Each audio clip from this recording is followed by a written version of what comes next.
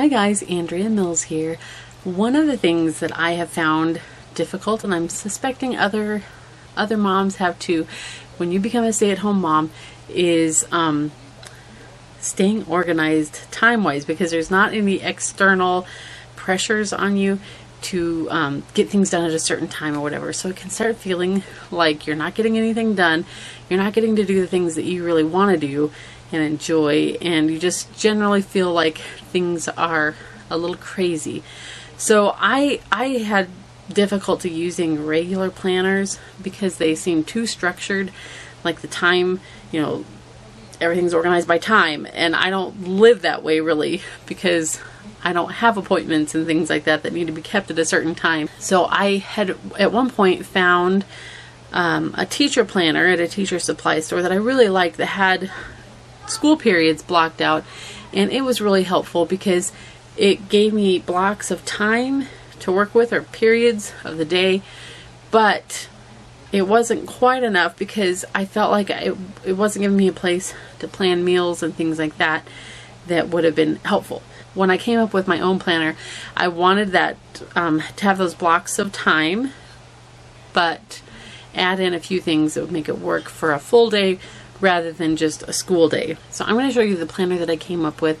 Before I do, I want to encourage you and myself to, first off, when you're filling out a week on the planner or making plans for this upcoming time, to be sure, obviously, to put in things that cannot be changed first. They have to be written in and dealt with. But second, to make sure to put in the things that you always want to do, but you never feel like you have time for, like, taking the kids on an outing, or working on a craft project, or something of your own personal hobbies that you feel like you don't get to ever spend time on. Make sure that you write at least one thing in for the week that fits in those categories, because life will just take up all of your time and you'll never get to work on any of that stuff if you don't purposely make time for it. So musts have to come first, then those things that you really desire to do but never find time for. Put those things in second, and then fill in the rest of the days with whatever needs to happen. I encourage you not to put too much in any of the time blocks, because you have to think through how long things are actually going to take. And when you have children, it's usually going to take 3 times longer than you imagine. So if you think something should take 20 minutes, plan that it's going to take an hour. And if you think it's going to take an hour, plan the whole morning for that job, because that's just the way life happens. But if you at least have a semblance of a plan, then you can look back at the day and say, look what we accomplished. We got these things done. And it feels so much better than just winging it the whole time and feeling like, did we actually do anything productive today? I don't know. So this planner is designed to give gentle structure to the day, and let's just take a look at what it looks like on the inside. So as you know, I've been using this planner that I made for myself, and I printed mine on a newsprint paper because I really like that cheap paper. It makes it feel easier for me to use my planner, but mine was not generic enough for everyone else, so I made this one modeled on that one, but less personalized, so that you guys can use it, or make it your own. So to start off with, it has a cover that I just laminated with my laminating machine, and I bound it with my comb binding machine. But if you don't have a binding machine, you could just put the paper into a 3-ring binder, or you could take the file that you get and take it into someplace like Office Depot or somebody and have them print and bind it for you. Inside is a page to write down your name and address. Then the next page, which is page 3, I did a year at a glance calendar. And as we've talked about before, anything we're doing is worth doing routinely. And I like to come up with consistent days to do things, like visiting my grandma. The 2nd and 4th Monday of every month is Grandma Fern Day. And so I made this little page so that you can write those things in, or holidays or other special days, and kind of color code the calendar according to all of those things, so you can see the whole year at a glance. It kind of know we're going to be off school this week. This is going to be the day I pay bills that month. So you can just kind of look at everything all together there. I did not put any holidays in here, so you'll have to put those in yourself because I figured everybody celebrates different things. So I'm just going to leave that blank, and if you celebrate Easter, then you can put that in, or Christmas, or whatever other holidays that that's up to you to add those in. The next section is month by month calendars, so it just shows the whole month. Like I've written in here what week of school we're going to be on, and birthdays and things like that on there. So all of those come right together. You'll also notice that each month has a different color heading, and that's consistent throughout the planner. I also used my label maker and some 3M file tabs that are like peel and stick to mark those sections. So I get the year at a glance, the monthly calendar, and then my notes and files on the back. And then I used colored ones on the side that kind of correspond with the colors of the months to make it easy to find my spot there. Once we get into the weekly layouts, I put a little tab at the top of each day to write anything special that needs to be remembered for that day so it doesn't get lost in the rest of the planner.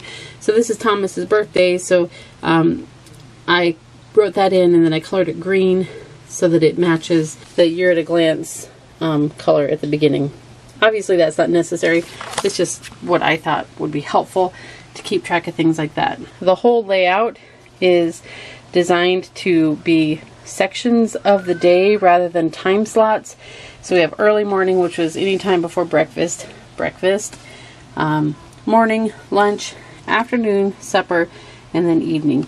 And there's no times on here, but there is a space if you'd like to write in like a time frame, 6 to 8 or whatever for early morning, and then 8 to 9 for breakfast, and or whatever your schedule is. Or you can just leave it blank and just let it be whatever time of the day that comes. So here's the week that I've been using, and on the breakfast I'm writing in what we're going to have for breakfast that day to plan my meals. The same is true for lunches and dinners. Then I'm writing in each section what I hope to get done within that part of the day.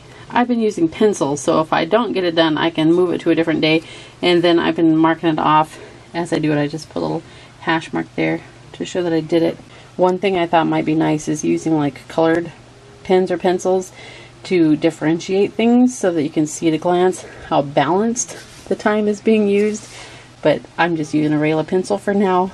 And then I do have at the top, some of the kids are having a sleepover with Grandma Kitty this week. I want to remember that's my bill paying day. So these are the same all the way throughout, and as I said, there's no holidays written in, so that's stuff that you'll have to add in yourself. And then once we get back here, the rest of the binder is notebook paper, and they are numbered pages. Here I've been planning out what I want to do for videos for the next couple months.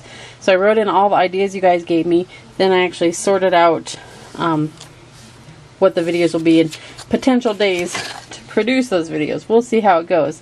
But I was thinking that then if I was writing notes maybe for like planning a birthday party or something like that, Miss Eden's birthday's coming up, that I could use one of these pages, make my plans on there, and then record the page number in the planner for that day so that I would know exactly where to find my plans back here in the back of the binder or the planner. And basically this part can be used for anything. It can be used for recording homeschool things or making homeschool plans. Like I said, birthday plans, menu ideas, shopping lists, and these pages could be printed more than one time. So if you ran out, you could just print some more. And then last but not least is a back cover that coordinates with the front cover, and I also laminated mine. Okay, so there it is. If you guys have any questions that I could answer that would like clarify anything, please feel free to ask those. And this is now up on my blog, ready to go. It's $10. You can print it yourself or save the file onto like a little thumb drive or something and take it to like an Office Depot or print shop and have them print it for you. this is my first time selling anything, so I'm hoping that everything goes off without a hitch with the online store and all that. I bought one myself to see how the process worked, and it seemed to work okay. So hopefully none of you have any trouble. I appreciate all the support from those of you who are excited about the planner. I've been using it, and now I'm living between two planners because I do like the slightly different structure of the new one that I'm offering to you guys as opposed to my old one. But I don't know, there's a few things in the old one, since it's more personal, that I want in the new one. So I was thinking it would be nice, I mean, you could use washi tape, and you can use like those little calendar stickers and things like that to really like jazz it up and make it fun. So I'm not sure which one I'm going to go with after this. But thank you guys for being so supportive and hanging out with me and checking out my new planner. I hope that it's as helpful for you as it has been to me, to get your day feeling productive, just make you feel good about life again.